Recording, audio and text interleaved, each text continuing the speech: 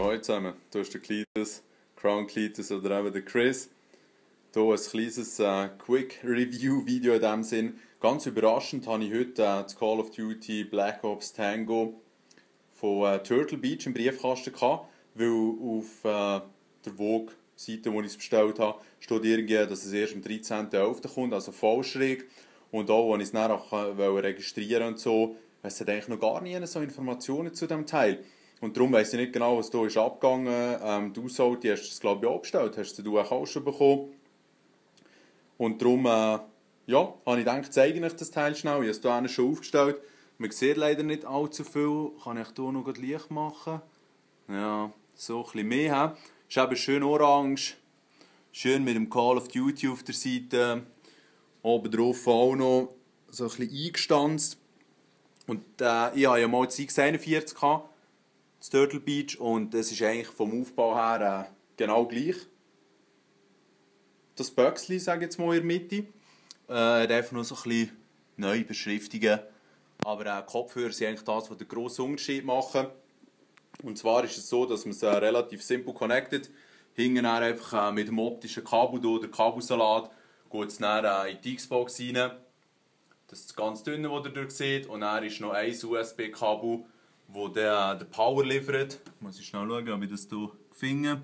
Genau, das ganz unten. Und das wäre es dann eigentlich schon. Und dann könnt ihr noch ein USB-Kabel reinstecken, wo ihr dann das Headset laden könnt. Und das ist eben das Geile. Neu hat das Headset Akkus drin. Das heisst, man muss nicht mehr Batterien wechseln. Es hat hier jenste Knöpfe. Leider wird es gar nicht so scharf. Moment schnell. Bringen wir es her. Ja. Oh, jetzt sehen wir es. Ein bisschen Bluetooth hat und so. Also voll easy. Und dann auch noch so Presets, wo sie eben richtig bluffen, wo es 8 Game-Settings gibt, wo man da auch besser hören und so, die Schritte und alles. Und dieses Preset ist für die eigene Stimme noch ein bisschen zu verändern und so.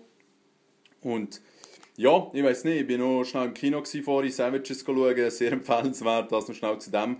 Und habe es jetzt noch nicht gross ausprobieren, habe schnell ein bisschen Forza gespielt vorhin, der Sound hat mich absolut geil gedünkt. Besser als Triton, aber das sagt eigentlich noch gar nichts. Und ich möchte auch noch gar nicht gross wirklich erzählen, weil ich wollte jetzt zuerst noch ein bisschen Black Ops zocken, ein bisschen ausprobieren mit den Sound-Settings. Und dann kann ich das schon mal sagen, ob es wirklich etwas bringt. Weil es ist natürlich eine relativ teure Anschaffung, aber ich denke, das muss ich mir eben schon reinziehen. Und ich finde, es ist halt eigentlich auch ultra stylisch mit dem Orange und so, es gefällt mir schon noch gut. Und es wird sich zeigen, weil das X41 war eigentlich schon easy gewesen, ausser dass es eben nicht voll Surround hatte, und das ist jetzt hier der Fall. Also das Triton werde ich auch nicht mehr brauchen. Das mal so schnell ein als Info, dass das Teil schon draußen ist. Und dann könnt ihr sicher spätestens nächste Woche mit einem Review rechnen, wo ich auch ein bisschen dazu erzähle, wenn ich das mit diesen Sound-Settings erlebe und ob es wirklich ein Vorteil ist. Ja, das wäre es eigentlich schon gewesen. Hoffentlich gefallen. Schönen zusammen.